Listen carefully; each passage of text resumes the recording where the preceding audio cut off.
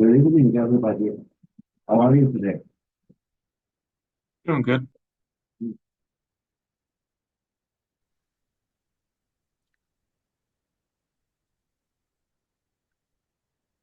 Scarlett said she'll be on in a minute. Yeah.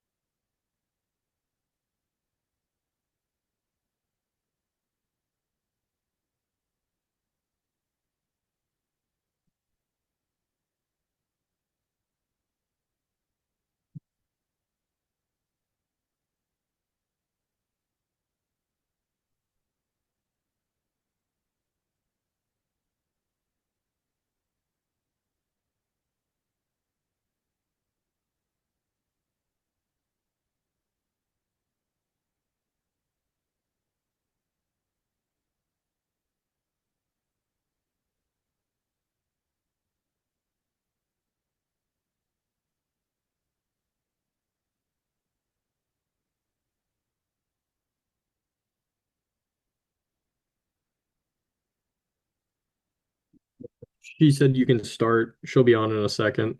She got caught up with something. Today, we are going to discuss the musculoskeletal tissue, the basic tissue that you are going to practice. Uh, Definitely, without knowing the structure, true structure of musculoskeletal tissue, you cannot produce new material, new design, anything you want to design, you have to know these basic knowledge. In our body, we have four major tissues. All parts of our body are formed by four different epithelial tissues, connective tissues, muscle tissues, and other tissues. We don't have any other tissue in our body. Every veins are made by these four tissues. Epithelial tissues are the tissues that are covering the surface of our body and the surface of all cavities inside our body, like the intestinal tract, the urinary tract, genital tract, inside the inside surface of the tract, and also the skin. And we don't have to do anything to do with this. This is not part of our but the rest of the tissue, connective tissue, muscles, and nerves are forming the musculoskeletal. If you remove the nervous tissue, muscle tissue, and epithelial tissue from the body, whatever remains is connected. Connective tissue is distributed all over our body. It has it appears in several forms. Our blood is a connective tissue. Our bones are connective tissue. Cartilages are connective tissue. And also we have something called connective tissue cartilage that actually performs the function that the name provides, connective tissue, the tissue that connects other tissues.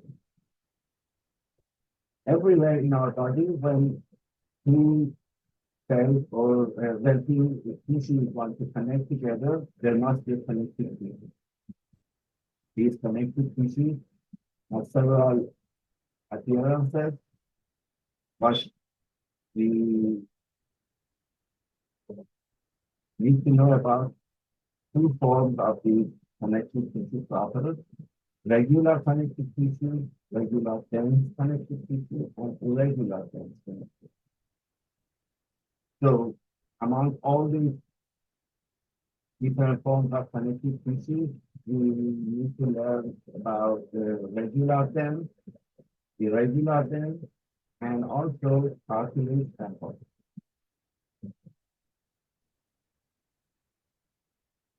all the connective tissues have almost the same general structure. They have a ground substance, they have several fibers, and they have some kind of cell. The difference between these three components form different connective tissues. For example, consider you are familiar with blood. Blood contains water as ground substance, many proteins as the fiber, and several cells, red blood cells, like white blood cells, and platelets as the cells. When we are discussing the ground substance, the major part of the connective tissue is ground substance. And water is the major component of this ground substance. There are some fibers in it, but the fibers are not part of the ground substance. Interstitial fluid, which is water, many proteins, and all connective tissues have components. Go to the right hand. We discussed this structure session before. So here we have a huge molecule called protein. The name shows it is formed by protein and carbohydrate, but they have a specific structure. There are polymers of carbohydrates, different carbohydrates. You can see their names here. They form polymer. These polymers are attached to a protein. This core protein from the center of this large molecule, and these carbohydrates are attached to this core protein. What is here is a dimensional representation, but actually they are three-dimensional. They are like a brush that you use for washing inside the water. They are exactly like that. And these proteoglycans attach to some protein to another large molecule called hyaluronic acid. And these together form such a structure. These structures together are called proteoglycans, and they are part of the ground substance in the connective tissue.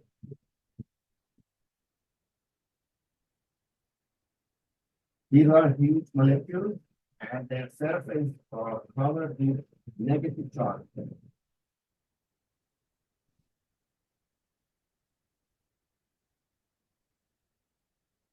The second component of connective tissue are fibers. The fibers are responsible for mechanical properties of the connective tissue. They are usually collagen fibers, but in specific tissue, you can find elastic fibers and reticular fibers.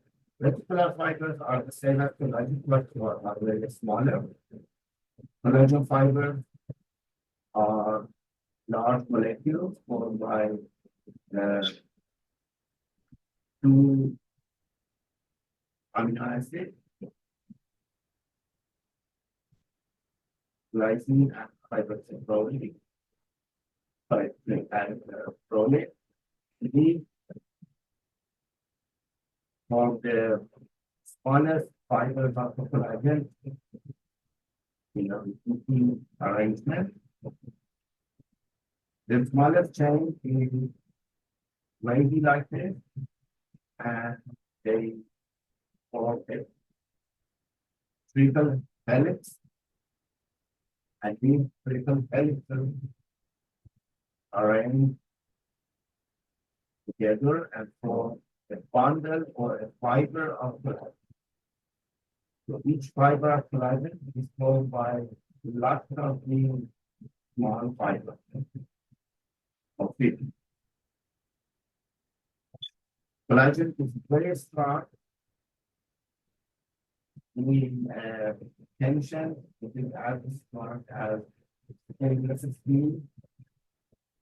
So it can provide very good strength, especially in tension. Another fiber is elastic fiber, which is the specific issues. It is formed by elastin. There are the elastin in the core, and there are some fibers on the surface. When they are stretched, these unattached fibers, which are overriding each other, can spread and provide flexibility to the tissue.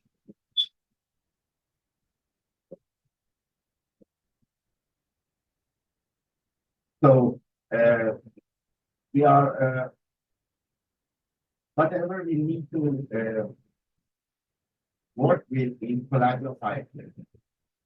In dense, regular, and dense, irregular connective tissue, the major fiber is collagen. In regular, as the nature, the collagen fibers are arranged in a regular arrangement. But in irregular tissue, the collagen fibers are irregular. The difference is based on the mean functionality. In regular tissue, they usually function as a connection between muscle and bone, or connection between two bones, and they are under continuous unidirectional loading. So these fibers are arranged along these loading. But in irregular tissue, they are under tension, but much less tension, and this tension is in different directions. For example, the joint capsule, which surrounds the joints, sometimes based on the motion of the joint under tension, but this tension in different directions. So the fibers are irregularly be able to release those tensions. But in regular tissue, we only need resistance along one axis. So they are arranged along the tension axis. Dense regular tissue are tendons, ligaments, and aponeurosis. Tendons are and aponeurosis are the connective tissue that connect the muscle to bone. Ligaments are connective tissue that connect two bones together, and it happens in the joint. So ligaments are part of the joint. Tendons and aponeurosis are part of the muscle bone structure. The difference between tendon and aponeurosis is tendon is like a rope. Aponeurosis is like a sheet.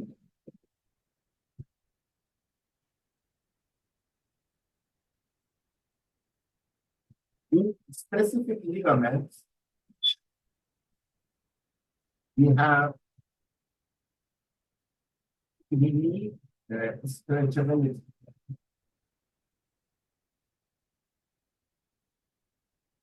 For example, in knee joint, we don't need the stretchability, we need stability. So the ligaments must keep the bones together And if they don't function correctly, the knee joint will be unstable. But in spinal column, besides this stability, we need some stretchability because when we flex forward, the posterior part of the vertebrae muscle is separated and these ligaments must stretch. For these functions, these ligaments and beside the collagen to gave them strength in tension.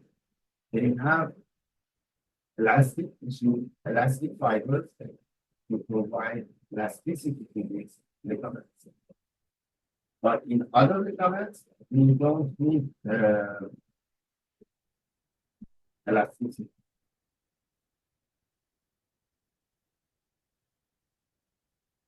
Cartilage is a specific form of connective tissue that is present all over our body. It is a flexible tissue and it provides rigidity and function as the damping surface and frictionless surface for the parts of the body. The important thing you need to know is cartilage doesn't have nerve fiber and doesn't have any blood vessels. We have few tissues in our body that doesn't have blood vessels. One of them is the most obvious one is the cornea. Cornea of your eye, in front of your eye, doesn't have any blood vessels. If there is any blood vessel in the cornea, you will not see anything. Another tissue that doesn't have blood vessels is the brain. The brain, inside the brain, there are no blood vessels.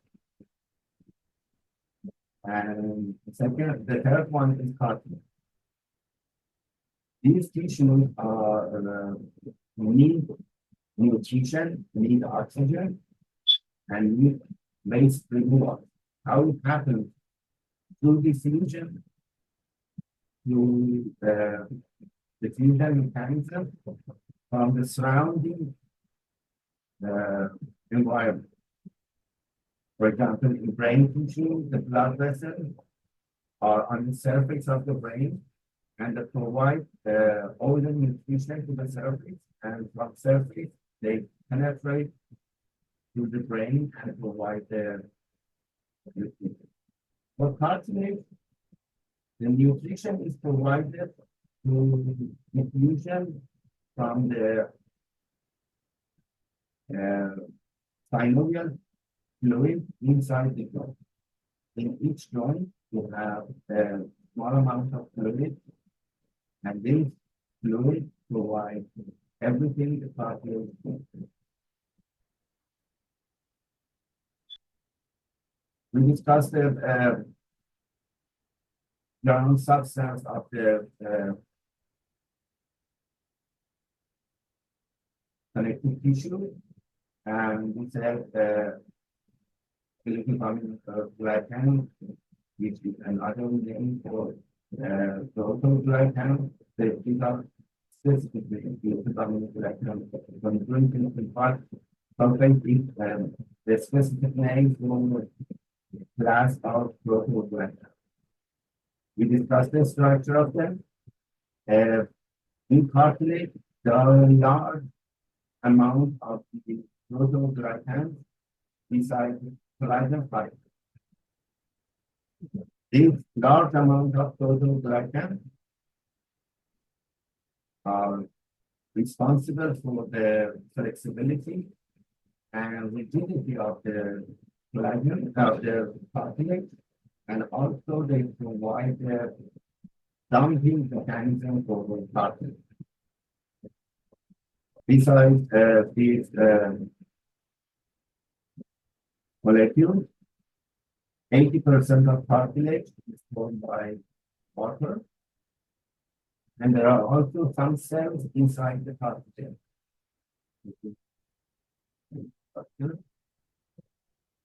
We have specific cells inside the cartilage.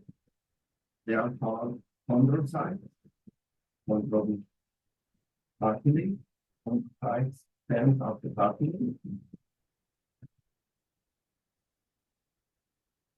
These are located in a cavity inside the cartilage. This cavity is called lacuna.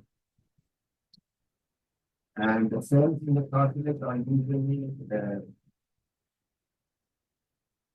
located in the cartilage, and they are double cells together. We have three kinds of cartilage in our body: hyaline cartilage, fibrocartilage, and elastic. Hyaline cartilage is the one that we have to work. It is the most abundant cartilage in our body, and it forms the surface of our joints. And when it is fresh, it surface is like fracture glass. They are formed. The fibers in the hyaline cartilage is only collagen. You can find this hyaline cartilage in joint surfaces, any joint in your body that moves, any joint that moves in your body is covered with hyaline cartilage everywhere that has moved. Also, the connection between the rib and the sternum is hyaline cartilage.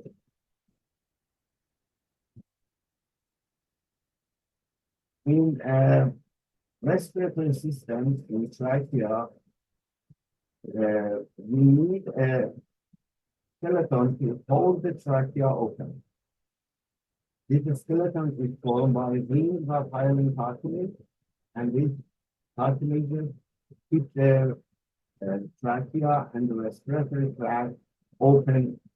So when you want to perform inspiration and expiration, you don't need to overcome the hold to open the tract. They are always open.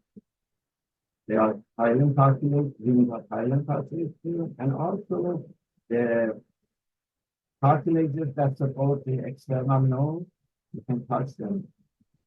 Under the skin, they are hyaline cartilage.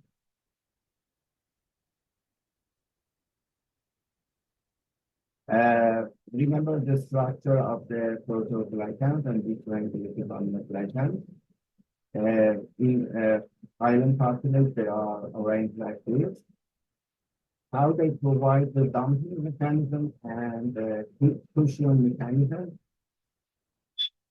The surface of these proteoglycans is covered with negative charges. So when pressure is applied here and it compresses the cartilage, two things happen here. First, the space between these large molecules is filled with water.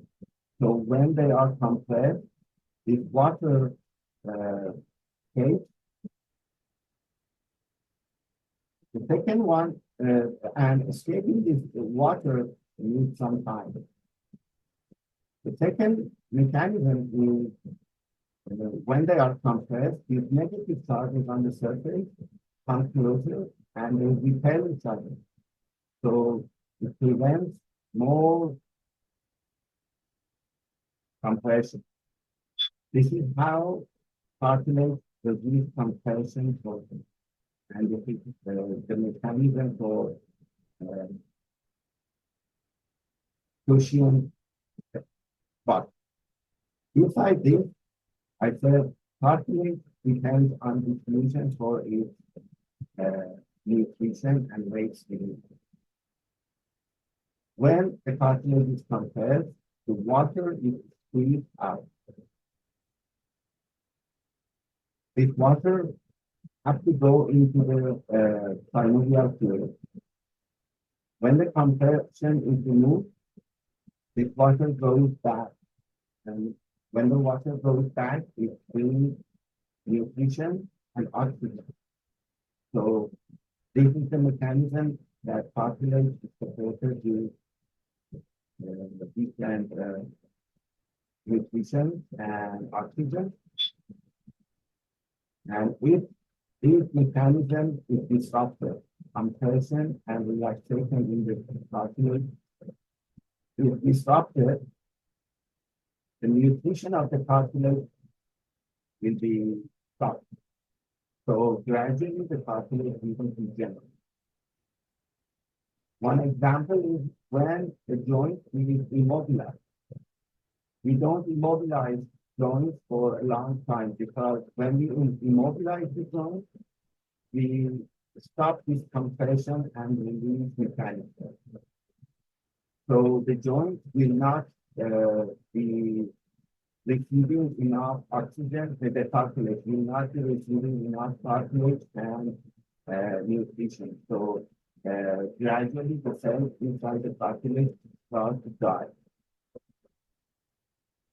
That is why it is very important for the joint to continue the motion, the range of motion, and continue weight bearing to keep their cartilage alive.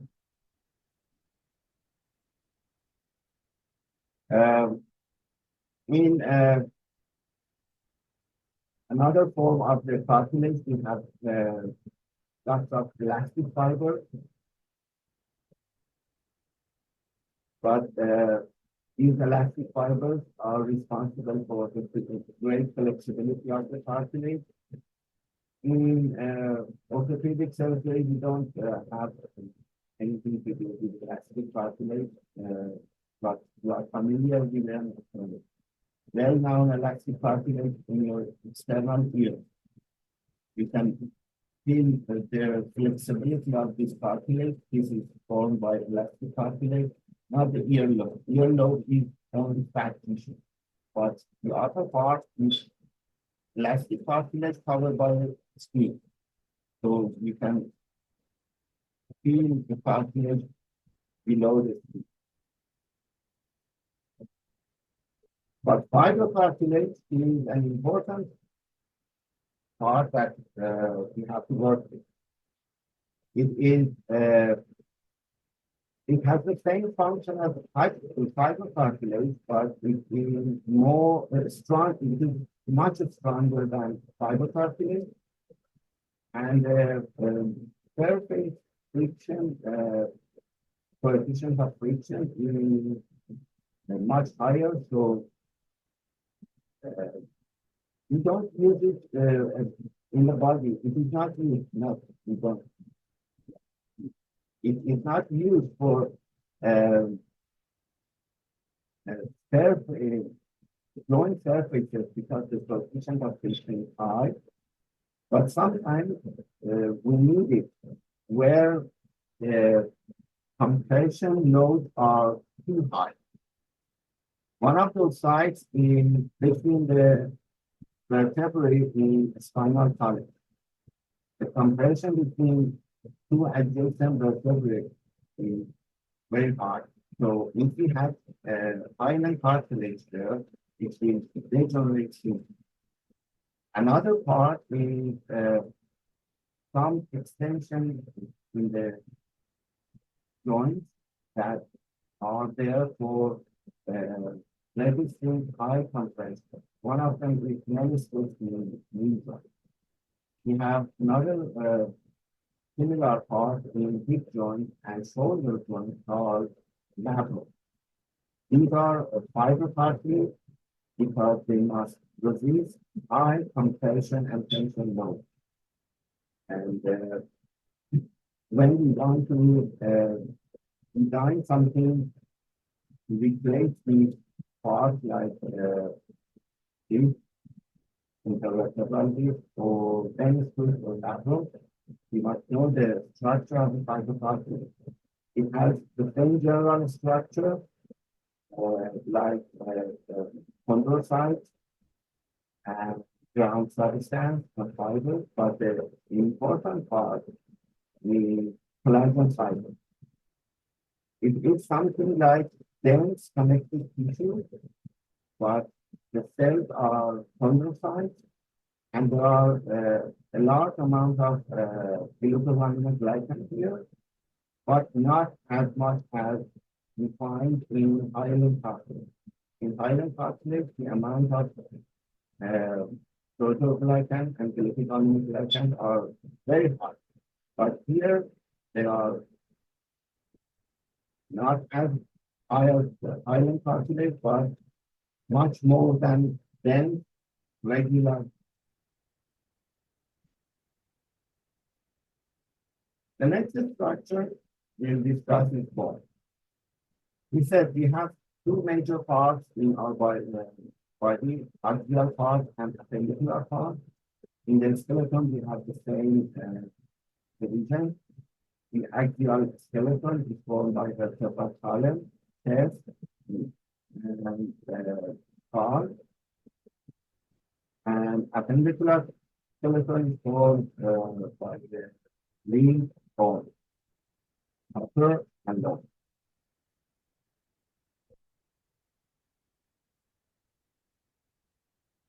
We have 206 bones in our body. They have different sizes and shapes. We have a large bone like the femur in our thigh. It is usually half an inch length. And we have a very small bone here in our wrist. You can touch it in your wrist. It is the size is the same as a small pea. It is called physical. And it is the smallest bone in the skeleton. Remember, we have three very small bones in each middle ear. Three on the right side, three on the left side. They are not part of our skeleton. They are part of the ear. So we don't consider, we count them in the bones, but we don't consider them in the skeleton. They are the smallest bone in our body. But in skeleton, the principle is the smallest. The shape of the bones are based on their function. Remember, in our body, shape always follows function. So, when you see specific shape of his bone, you must think about its function, and it is designed based on its function. We have several shapes of the bone. This is based on the graph shape. They can be long, short, flat, or irregular. You don't need to memorize the samples for each one. Just be familiar with the definition. The long bones are the bones that have a length longer than their width. It is not about the size. We call them long bones, but it is not about the size. You see here in the fingers, we have a small bones. They are very small, but they are still long bones because their length is more than their width. They are very small. Their distal phalanx is very small, but it is still a long. The short bones are the bones that are cube-shaped. Their width, length, and height are almost the same. These short bones are only found in the ankle and wrist. We have flat bones, which are in the skull and the sternum. They are dimensions, they are flat, and they are formed by 2 layers of dense bone. The thickness is very little, very small. And we have an irregular bone. Irregular bones are complex bones that you cannot uh, find a similarity between them and any classic shape. So we have 2 irregular bones in our body. One is pelvic, very complex. The other one is vertebra.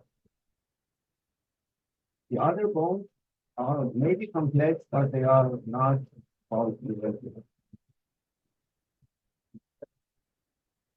This was the definition of bone based on their growth and outer structure. But if we look inside each bone, we find 2 different types of bone tissue. One is called compact bone, the other one is the spongy bone. Compact bone forms the surface of the bone, the periphery of the bone, and the spongy bone forms the inside. Compact bone is also called lamellar bone. Spongy bone is also called trabecular.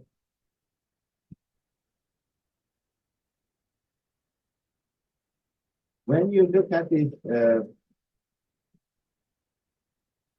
bone tissue with your naked eye, the compact bone is truly compact and you don't see any spaces. But in trabecular or spongy bone, there are many empty spaces between the trabecular, and these spaces are filled with something we call bone marrow.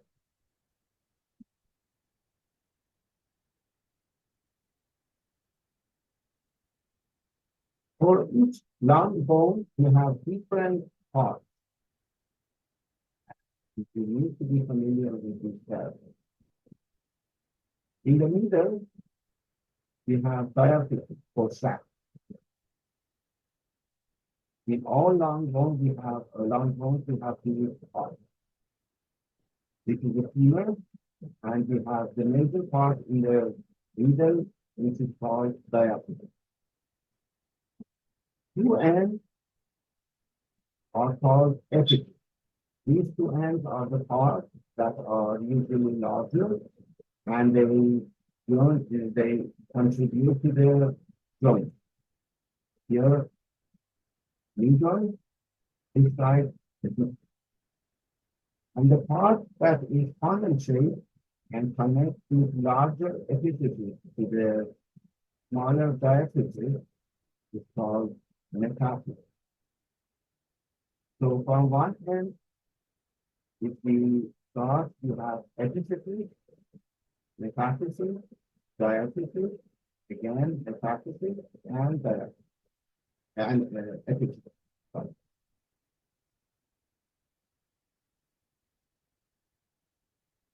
Around the joint, around the bone, is covered the surface with a tissue called periosteum. Periosteum is responsible for providing the blood vessels to the bone. New cells which need bone formation, periosteum provides new cells, and also it provides the neck. And the most sensitive part in our skeleton is the periosteum. It is very sensitive and very painful. The same structure, but very thinner, is present in the inner surface of the bone. Whenever we have a cavity in the bone, it is covered with the same structure, but very thinner. It is called induction. On the surface of the bone, we have lots of elevations, depressions, and each one of them as a name. These, I don't know all the names for the innovations and the so we don't need to memorize them, but just be familiar with the major one. We have some tiny elevations we call a spine. The ridges are called usually crest. In femur, we have two large elevations in the proximal part. These two elevations, these are called trochanter, greater trochanter and lesser trochanter. In humerus, you have the same elevations, but we call them tuberosity.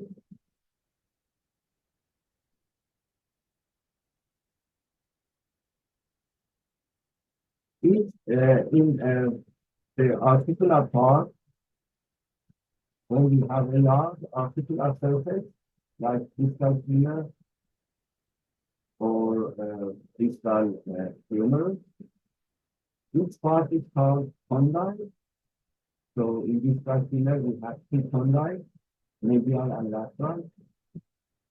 And here we also have medial and lateral, but in humerus, they have a specific name.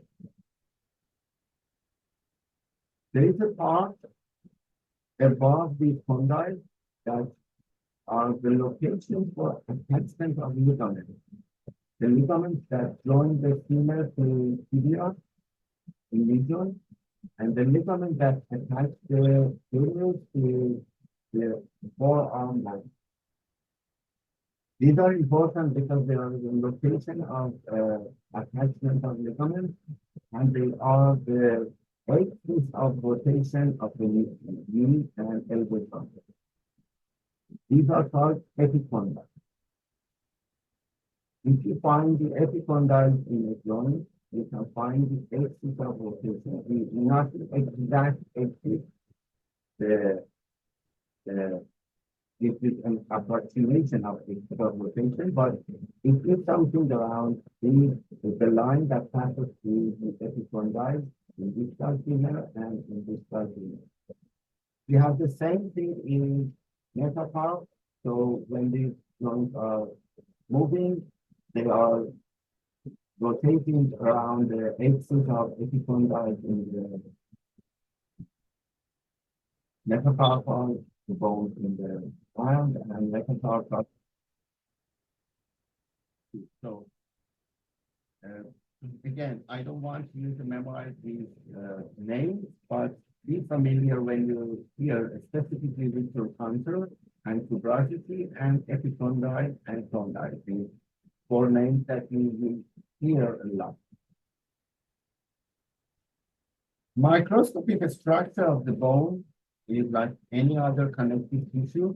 It is called cell and ground up and some fibers. The cells are usually osteoprogenitous cells, the cells that produce the other cells for bone formation. And we have three different bone cells here: osteoblast, osteophyte, and osteoclast. Osteoblasts are the cells that are responsible for new bone formation. They are active cells that for the ground substance and fibers and anything you need for the new formation. Whenever you have a fracture, they become active. They are present in all bones in our body, and whenever we need them, they begin to produce new bones.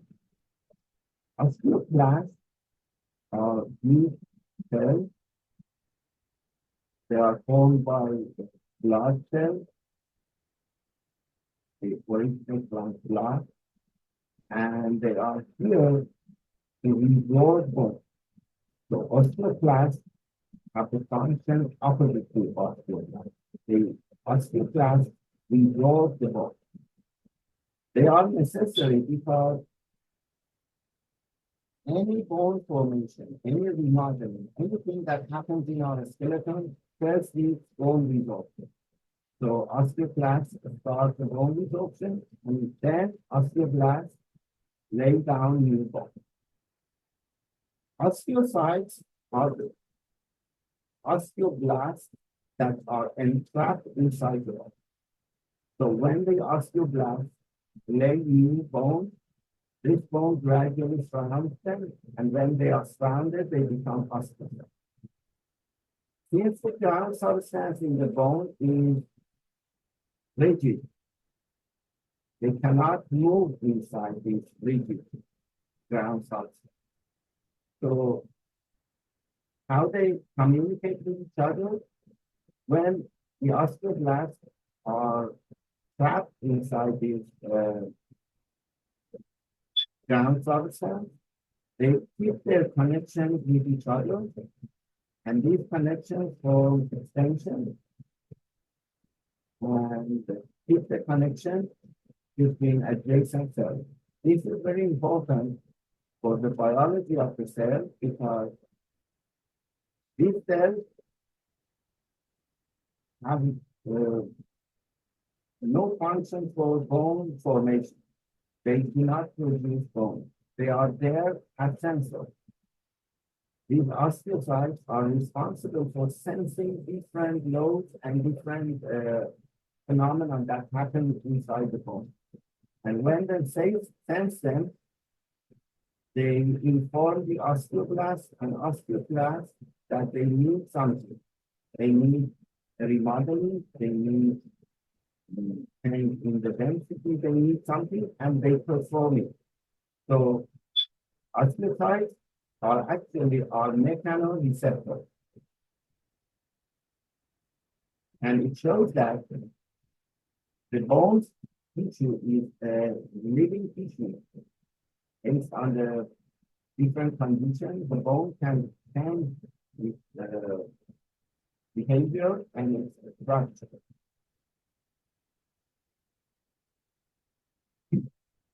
I said you have two types of bone, compact or lamellar bone, or spongy or trabecular. The compact bone is present in the V3 or each bone, and it gives the strength and hardness to the bone. But at microscopic level, although it is compact, but it has some canals inside it, and around each canal, which is present along the length of the bone, there are some layers of the bone. These concentric layers of the bone, as you see here, several concentric layers of the bone form a cylinder. Each cylinder has different layers or lamella, and these cylinders together form the functioning unit of the compact bone, which is called osteon or Haversian system.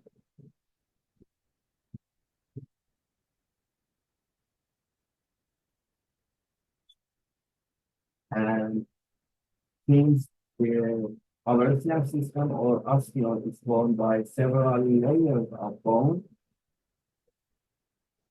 these layers are called lamellar, so we call this bone lamellar bone.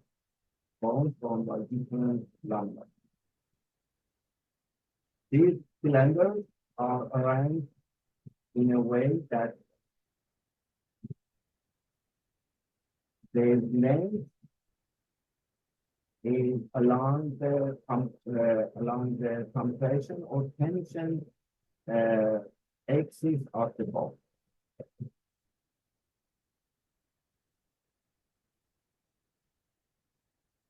Between these, because they are cylinders, when they are arranged beside each other, there are empty spaces between them, and those empty spaces are filled with similar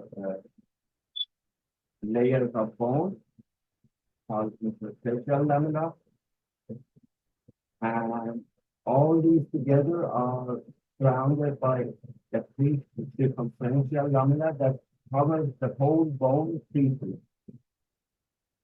In the middle of this osteon is the canal called Haversian canal, and it carries the blood vessels to the center of the osteon. So you see, although when you look at the bone, the cut surface of the bone, it is compact and it is like a rock, but it is not.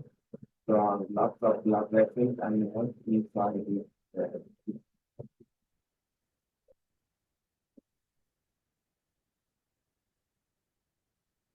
there is a unique arrangement of fibers in the lamina.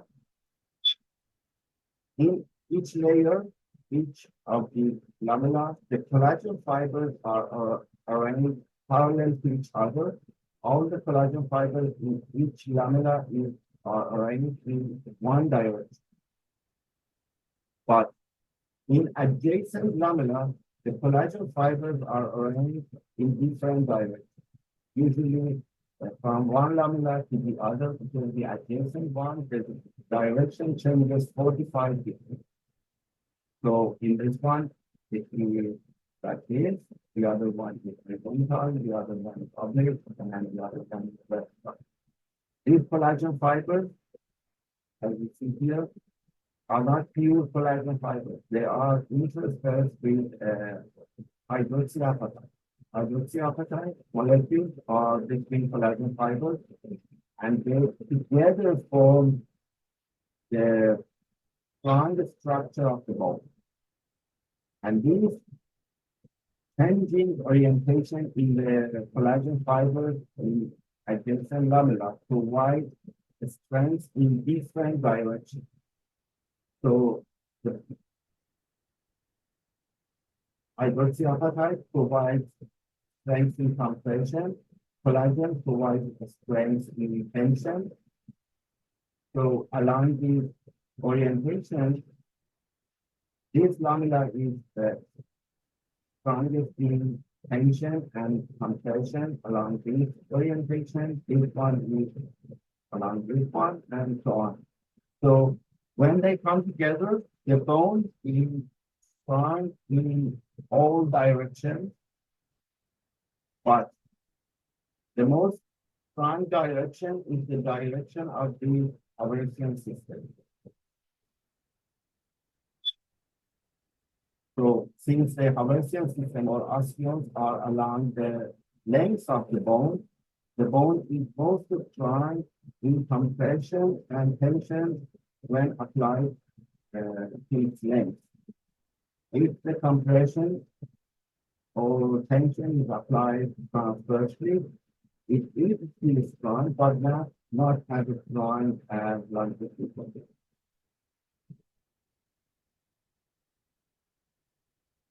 Bone is a connective tissue, so it has cells, it has fibers, the fiber is collagen, it has ground substance.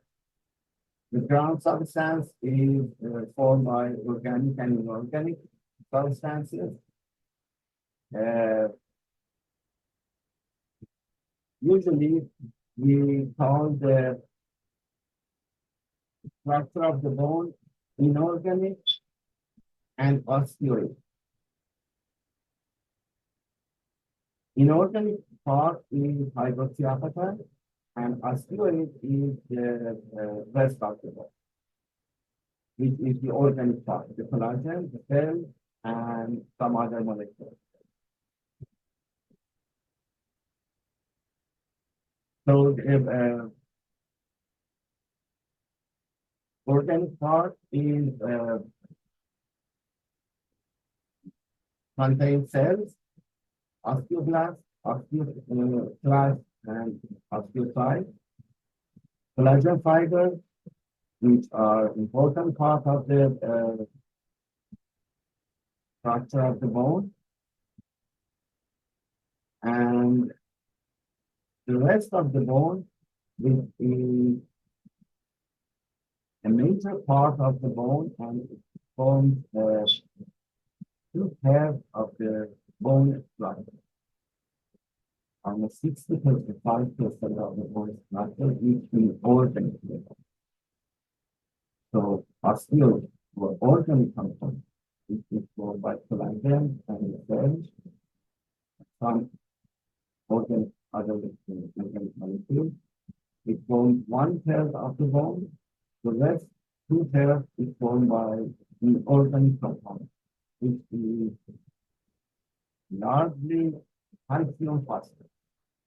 It contains many other small, many other molecules in small amounts, but the major one is calcium phosphate, which is found in a specific crystal structure called hydroxyapatite. And as you see, it is located between slots, in the slots between the collagen fibers, and together they form the crystalline structure of the bone. And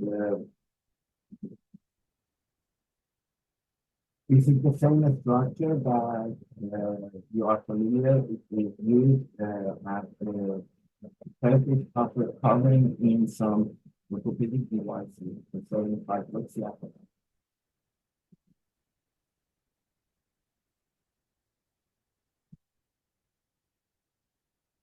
What happens if there is an injury in the bone? Something is disrupted in the bone. Bone is one of the tissues in our body that has full capacity of repair. Actually, it is one of the few tissues in our body that can repair itself without any resistance. When you cut your skin, there will remain a scar in it. If it is a deep cut, this scar will remain there forever. I have lots of scars on my hands during the past 50 years of my life. I have cut lots. I have lots of cuts on my hands, and they are all there. I can remember them, and they will always remain there. But I have had a fracture in my tibia when I was young, and I have had a fracture in my wrist about 12 years ago. And if we take an X-ray or even MRI of the bone, we cannot find anything, because the bone can repair without any scar. And this is very important, because if there is any scar tissue, it means the structure, and our bone is perfect structure for the biomechanical function. That is why the bones and music held in a perfect way. In another session, we will discuss the bone repair, and I'm not going to go deep into it because we have the bone repair session. So I just want you to become familiar with the one now, that the bone repair has two types, primary and secondary. And the secondary one, which is the most common one, has several steps. So there is a bleeding at the injury, because the blood vessels are disrupted. Then some cells, some cells called fibroblasts, invade the injury site, and then the blood vessels flow into the injury site. Some new bones are formed in the area, and this gives bones grow and join together and form callus here, and gradually the callus will model, and at the end there will be bone repair. This is not a complete bone repair. At the end, everything will be intact as normal. I said before that we have osteoblast that remove the bone and osteoblast that lay down the bone. And I said whenever we need a remodeling or a repair in the bone, osteoblasts are activated, they remove the bone, and osteoblasts lay down the bone. This is a representation, schematic representation of this phenomenon. When we want to, for example, we need to remodel this bone and increase its thickness, osteoclasts start to remove this bone. These are osteocytes, meaning the cells trapped inside the bone. And osteoblasts move along the surface that the osteoclasts have removed the bone from. They move along it and begin to lay down the new bone. And as they lay down, they are trapped inside the new bone and they form osteocytes. From now on, osteocytes do not produce any more bone. They just sense the changes to the bone. It says bone can repair itself without any scar. You see here, this is a child with a fracture in the distal forearm around the ribs. You see one bone is here, the other part is here, and they are completely overriding each other, 1 centimeter over. And during the treatment, there was no trial to reduce the fracture because there is no need to reduce this type of fracture. It is in a child and they have full remodeling fracture. And the fracture you see, one part of the bone is here, the other one is here, but the bone is forming. Here you see there is no bone, but here there are new bone is forming here and filling the gap between these two bones. And gradually you see at the end full remodeling and there is no scar tissue here. And after a while, if the treatment is perfect, you will see no scar tissue.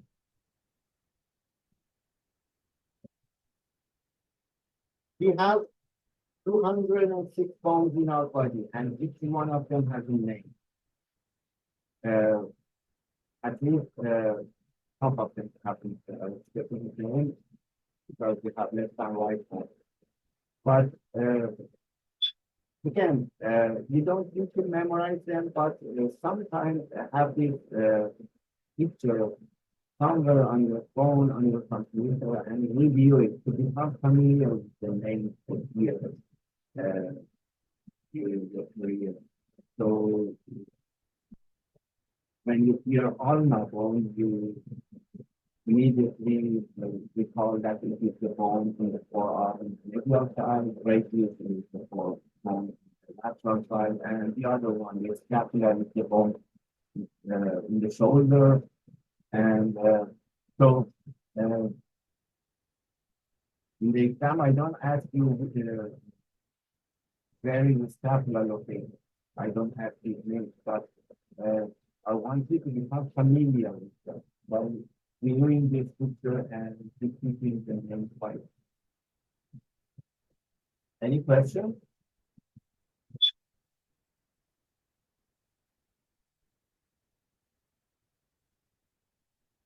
Whatever we discuss up to now, which is the major part of the musculoskeletal tissue, they were connective tissue. Now we want to move to another tissue, muscle. Muscle tissue is the flesh part of your our body. Flesh, the meat you eat is muscle. So it is a major part of our body. It has major functions.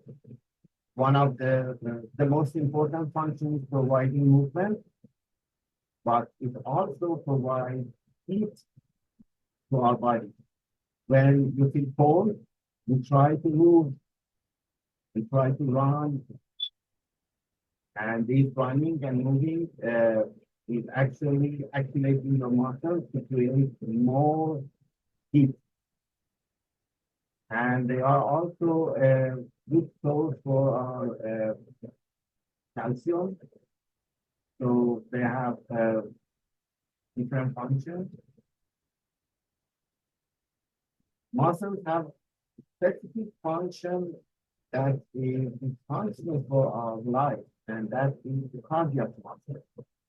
The cardiac muscle, heart is formed by muscle, and it has a specific kind of muscle that can function uh, for a lifetime without being tired.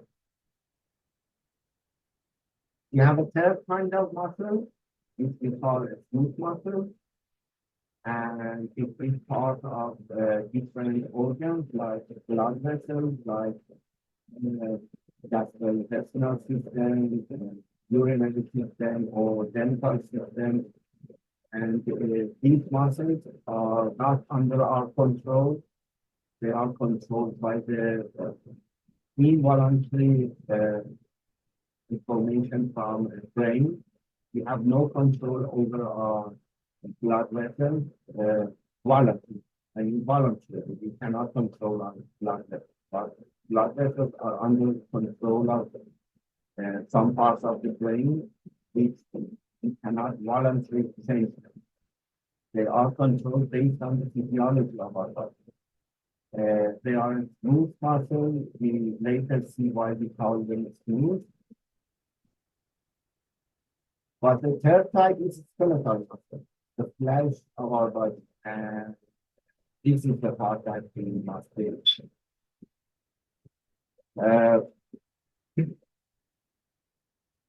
When you look at the muscle, it is a single tissue that is covered with a thin layer of connective tissue. But when you look into it, it has several levels of arrangement. The muscle cell, this one, this is muscle cell, or we call it muscle fiber. Why do we call it muscle fiber? Because they are long cells that are very similar to the fiber, but they are very large with that fiber because each one of them contains hundreds or thousands of fibers inside, but they are similar to a large fiber. So we call them muscle fibers or muscle cells, and they arrange together and form another level called fascicle, and this fascicle forms the whole muscle. At the microscopic level, inside the cell, this is a part of the muscle fiber. Inside it, there are arrangements of tiny fibers, and these arrangements along the length of the fiber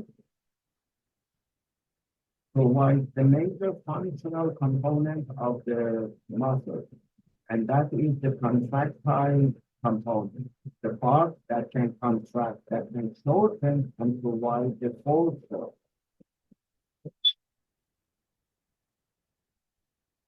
The smallest component of this contractile structure are two molecules.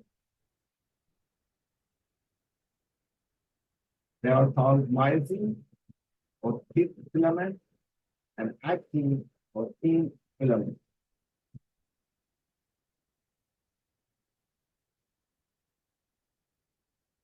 Each one Each one of them is formed by smaller molecules. They have a complex structure. Again, these pictures are for your eyes to become familiar. They are not simple fibers or threads. They are complex molecules. These complex molecules is called actin, and this one is called myosin. But you see, they are formed by a complex arrangement of a smaller molecule. But you just need to know this is thin filament, myosin, and this is thin filament, actin. And they are arranged like this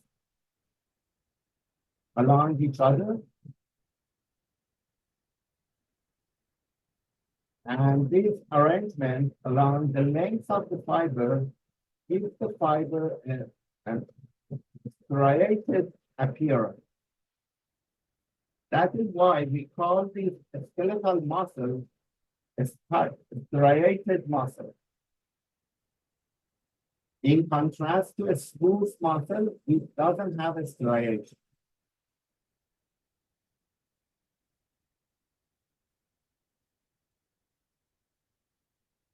This is a two-dimensional representation of this actin and myosin fiber.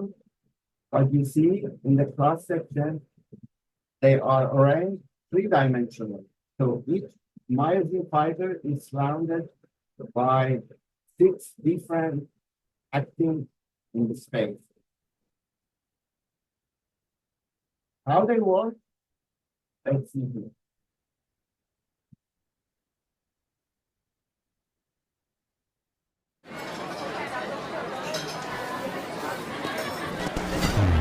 Introducing Muscle contraction is at the basis of all skeletal movements. Skeletal muscles are composed of muscle fibers which in turn are made of repetitive functional units called sarcomeres. Each sarcomere contains many parallel overlapping thin, actin, and thick myosin filaments. The muscle contracts when these filaments slide past each other, resulting in a shortening of the sarcomere and thus the muscle. This is known as the sliding filament theory. Cross-bridge cycling forms the molecular basis for this sliding movement. Muscle contraction is initiated when muscle fibers are stimulated by a nerve impulse and calcium ions are released. The troponin units on the actin myofilaments are bound by calcium ions. The binding displaces tropomyosin along the myofilaments, which in turn exposes the myosin binding sites. At this stage, the head of each myosin unit is bound to an ADP and a phosphate molecule remaining from the previous muscular contraction. The myosin heads release these phosphates and bind to the actin myofilaments via the newly exposed myosin binding sites. The two myofilaments glide past one another, propelled by a head-first movement of the myosin units, powered by the chemical energy stored in their heads. As the units move, they release the ADP molecules bound to their heads. The gliding motion is halted when ATP molecules bind to the myosin heads, thus severing the bonds between myosin and actin. The ATP molecules are now decomposed into ADP and phosphate, with the energy released by this reaction stored in the myosin heads, ready to be used in the next cycle of movement. The myosin heads resume their starting positions along the actin myofilament and can now begin a new sequence of actin binding. The presence of further calcium ions will trigger a new cycle.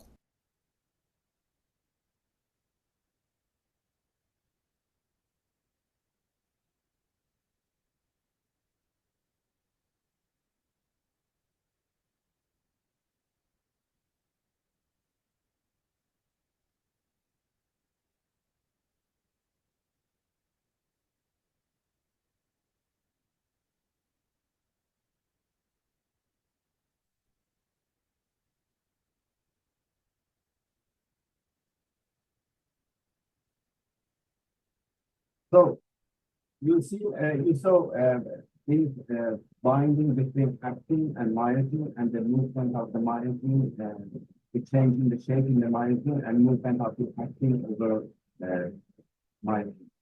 This sliding mechanism is the basis for the contraction. But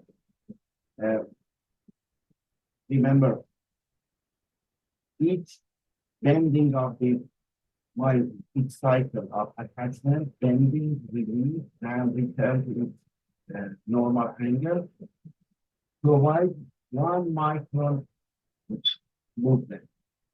When I'm flexing my fingers, it needs contraction in my muscle for several centimeters.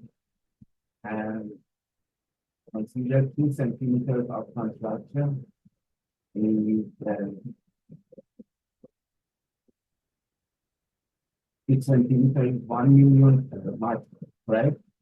So 2 centimeters means 2 million micron, 2 million of these cycles. So when I am contracting my fingers, my muscle is performing about 1 to 2 million of these cycles to perform this. Happens very fast.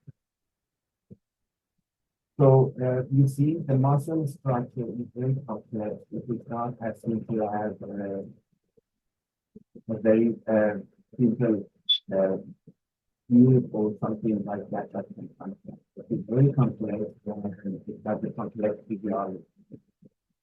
As we discussed before, the muscles are arranged in a way that they provide the most of their power to their attachment, and their attachment up to tendon or upper nerve to the bone. Muscles are attached to bone on both sides. For example, this is biceps muscle. This is attached to the scapula on one side and radius on the other. And it is responsible for elbow flexion. And this is trapezius muscle in the back of the shoulder. And it is attached on one side to the spinal column and on the other side to the scapula. This attachment is aponeurosis, you see it like this. And this attachment is at the rope. These are 2 different kinds of attachment. When a muscle contracts, it generates an electrical activity. This general activity can be recorded and we call it myogram. This myogram is the basis for studying the muscle function, diagnosing the different diseases in the muscle, and also capturing this myogram is the basis for connecting the prosthetic and exoskeleton to our body. If we cannot capture this myogram, we cannot run the myoelectric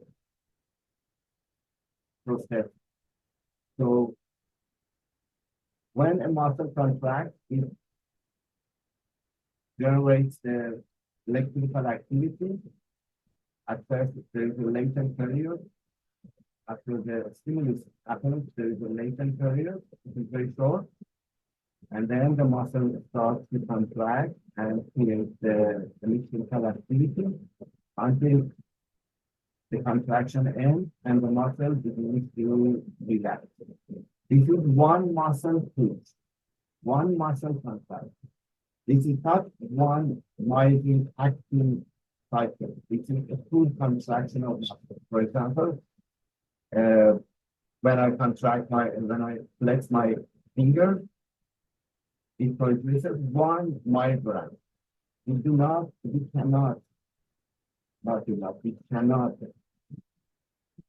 decode the myosin acting interaction with our current technology. We can only detect the whole contraction of the muscle. In muscles, we have two different kinds of contraction. One is called isotonic, the other one is called isotonic. When you are talking about the muscle, you expect the muscle to contract and produce motion. And this is what usually happens. You flex your elbow, so the forearm moves towards the arm, and this is in motion, and the muscle contracts to produce it. This is called isotonic contraction. The tone or the tension inside the muscle in these motions remain the same, but the size, the length of the muscle changes. And again, we usually expect that the muscle contracts and shortens in length and produce the motion. And that is correct. It is called concentric isotonic contraction. The tone remains the same, but the length increases and it produces motion. This is the most common motion that you are familiar with, and all the muscles can produce. But consider I am holding this glass of juice and I want to put it on the table. If the extensor muscles in my elbow are contracting to put it on the table, and there is no opposing force in front of them to make this motion more smooth, I will usually drop this glass on the table. So whenever we are performing a movement, we need an opposing movement that contracts that contraction and provides some smoothness. So when I am contracting, I'm flexing my finger to hold something, the muscles in the forearm are contracting to provide the flexion. But at the same time, the muscles on the back side of the forearm are contracting to oppose this flexion. They don't function to prevent it. They function to provide a smooth motion, to prevent jerking contraction. So when I am contracting the muscles in the anterior surface of my forearm, and I am contracting them to flex the fingers, the muscles in the posterior forearms are also contracting, but in contrast to these that are contracting and decreasing their length, these ones are contracting and increasing their length. This contraction with increasing length is called eccentric contraction, eccentric isotonic contraction. These are not for producing power or producing motion. They happen to create smooth motion. So you have two kinds of isotonic contraction. The isotonic is a contraction that the tension and tonicity remains the same during the contraction, but the length changes. If the length decreases, it is called concentric. If the length increases, it is called eccentric. But sometimes, for example, like now when you are sitting in your chair and you are not moving, but the muscles of your neck, back, feet They are contracting with a basic level of tenacity to keep your head above your body and to hold your body in erect position. You are not feeling those contractions. They are not any movement, but they are happening to hold a body part stiff, to hold in place. This is called isometric contraction. The name shows the lengths remain the same, but the tension or tenacity may change. For example, you hold something in your hand for a long time. There is no motion. You are just holding something in your hand. This is called isometric contraction. And this is more common than isotonic because they are happening. They are always happening, even when you are sleeping. But we are usually seeing those contractions that cause motion. This is another slide just for your eye to see and become familiar. The muscles have different shapes. They don't have simple shape that you are already familiar with, like this, that you see in cartoons. They have different shapes, and each one has its specific function. You see here, these shapes are completely different, and this shape is designed based on the how muscles work in our body. They work based on the nervous system, and the nervous system you are familiar with is formed by a rigid bar and attached to a fulcrum and rotating around that fulcrum based on the effort and an opposing load. We have three types of levers. Type 1, the fulcrum is between the effort and the load. Type 2, the fulcrum is on one side of the bar, effort on the other side, load is in between. In the class 3, fulcrum is on one side, load is on the other side, and effort is in the middle. Each one has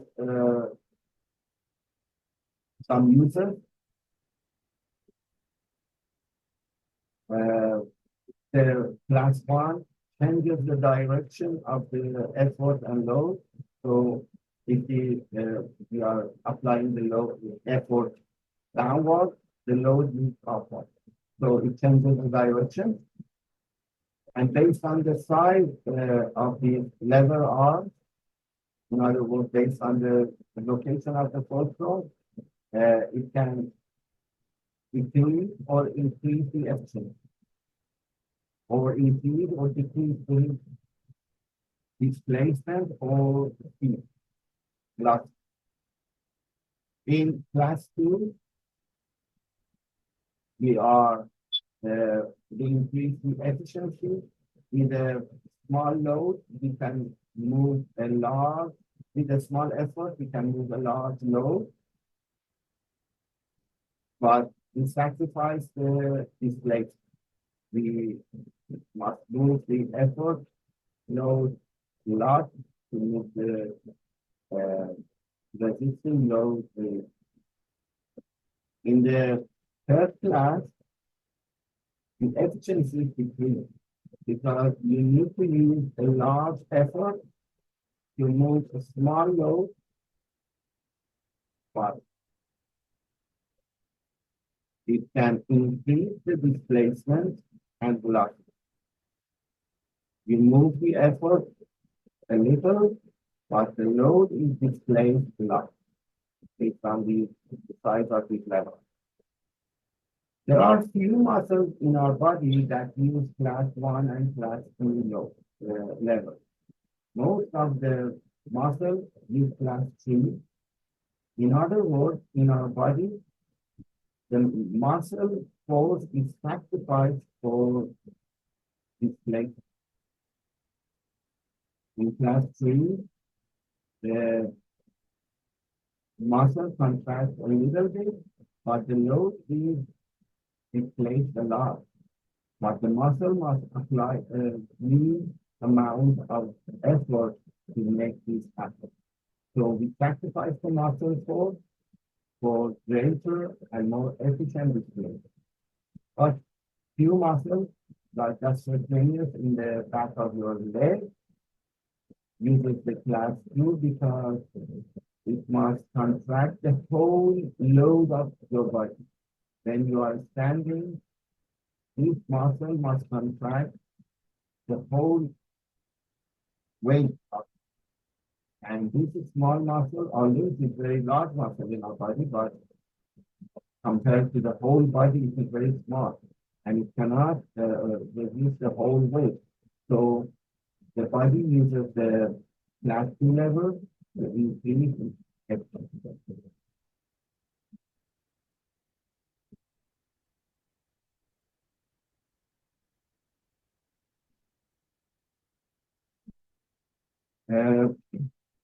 The next part, and the last part I want to discuss today for you, is joints. Joints are where the movement happens, where two bones are attached together. We have different kinds of joints. One is, the two of them are without motion. They are for attachment between two bones to keep the structure. Like the joint in the pelvic bone or in the skull, between the bones in the skull. You cannot move your skull bone, or you cannot move your pelvic bone. The only time that the pelvic bone is moving is during the delivery of the baby. Otherwise, the pelvic bone are kept in there. But the third type is diarthrosis or synovial joint that makes the movement happen. This is the classic structure of a diarthroidal joint. It is formed by two ends of the bone together, but they do not contact with each other. There is a cartilage covering the surface, not another one. And between the cartilages are space called synovial cavity covers the field between the synovial fluid. And there is a capsule inside the covering the whole joint. There are some ligaments, some tendons around it. We have different types of synovial joints based on different joints. We have different types, and each one has a specific function. Again, believe me, if you ask me the joint between these two bones, the type of joint between these two bones, I don't. So don't try to memorize it. What's the function with the partner? Okay, let's keep the nervous system for another question. Any question? No? Did you receive the link to YouTube channel? I emailed it once. But I encountered the problem. If you want to use that link to go to the YouTube channel and see all the videos, I have to keep the channel public. So the videos are there under YouTube and anybody can see it. My question is because you are at home and you know in the videos, this part of your your pictures and actually your videos are on this side of the on the side of the screen. So are you okay that your videos are on YouTube and everybody can see? Because I can tell it is private, and for each video I can send the link to you. Is that okay with you? To be public or private? Public's fine. Yeah, public's fine with me. You don't have any problem with being public. Okay? Okay, I want to be sure. Okay. See you tomorrow at 6:30. Have a good night. Have a good day, Yeah. Professor.